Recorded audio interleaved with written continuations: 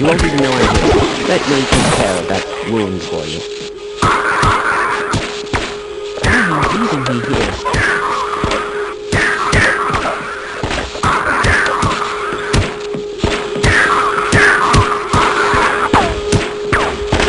That's one less horror.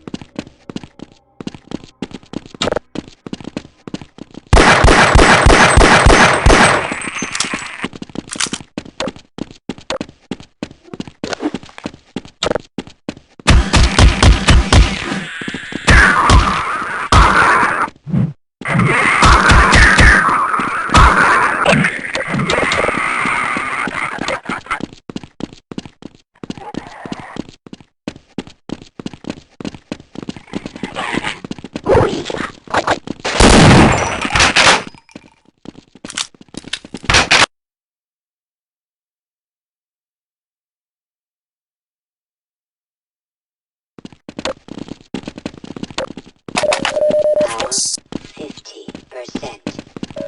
Power 60%.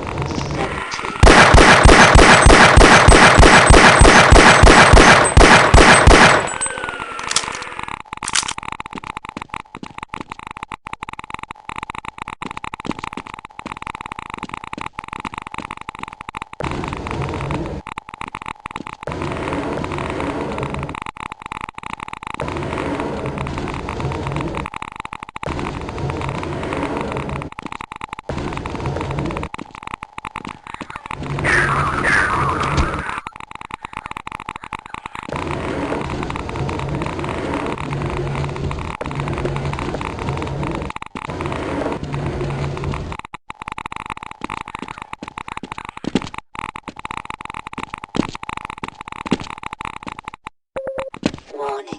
Hazardous radiation levels. The vital signs are dropping.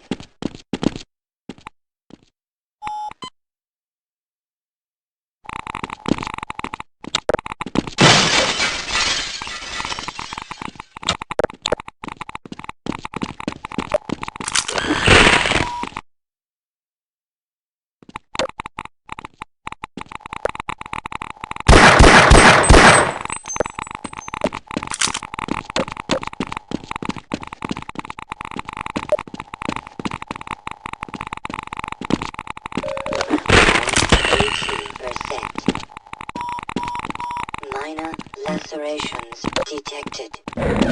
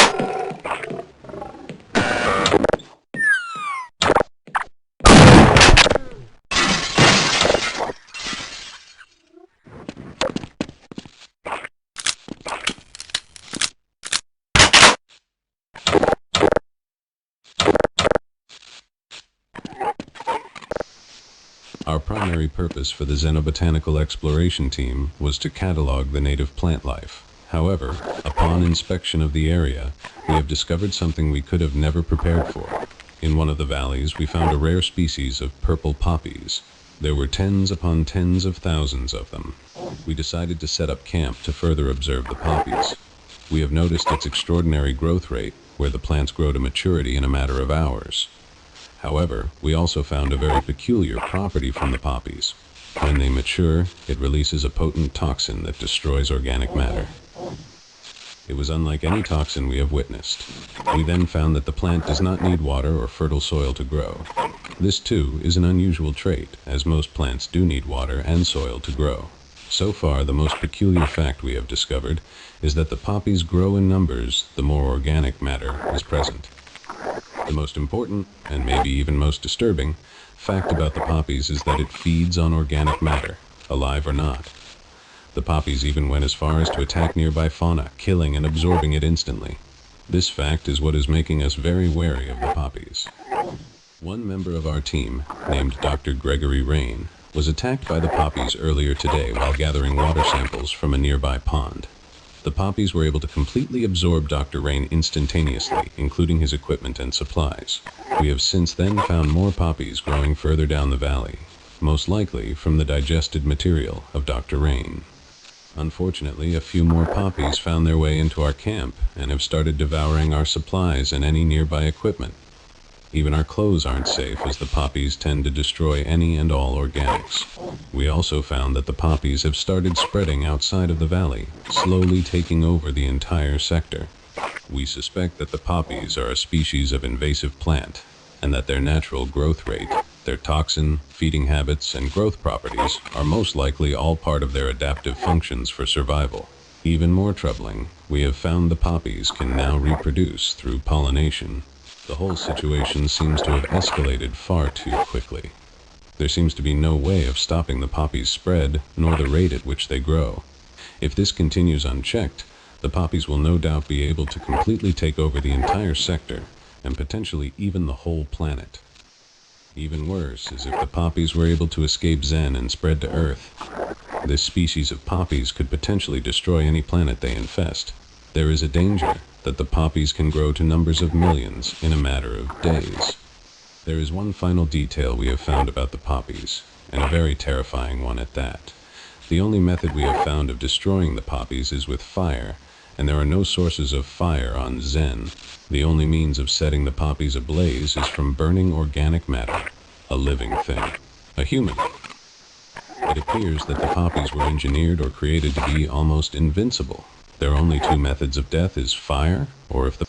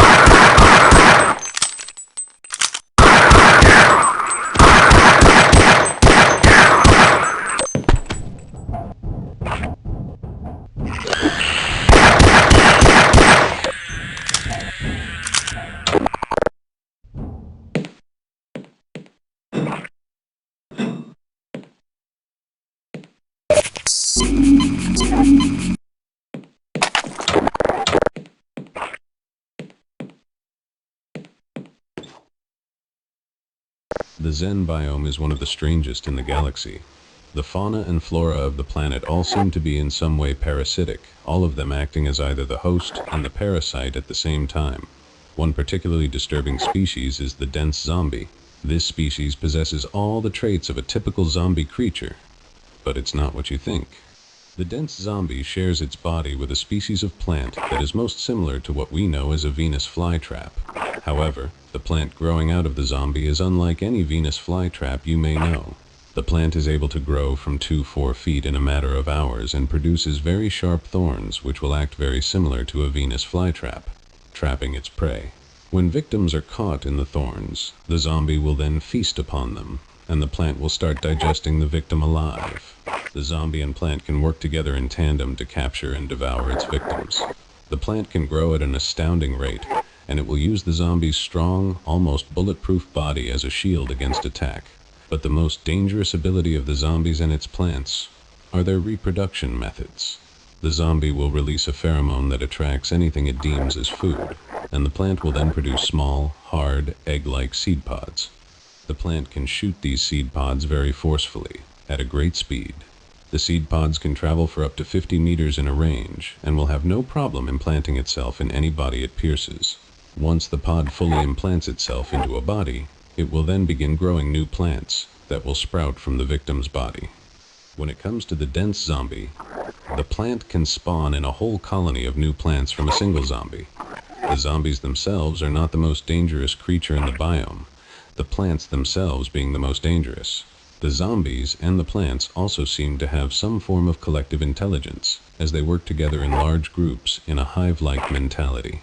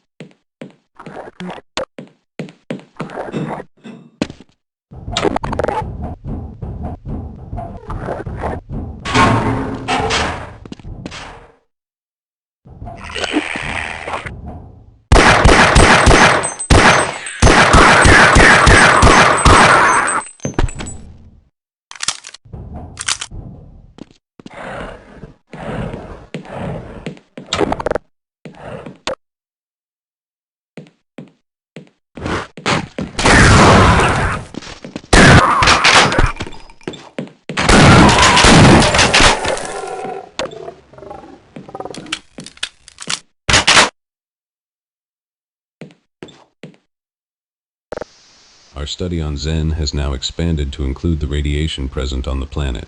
Our first reading of the radiation was a shocking discovery. We were expecting to only find alpha and beta radiation, but what we found was much more terrifying. A high concentration of gamma radiation was present. The radiation is most concentrated in the orange zone. We have not found the cause for the high levels of gamma radiation present in this biome. Even more troubling is the sheer size of the area of which gamma radiation is present in. We estimate at least 3 square kilometers of Zen is present in gamma radiation. All levels of radiation are deadly to humans.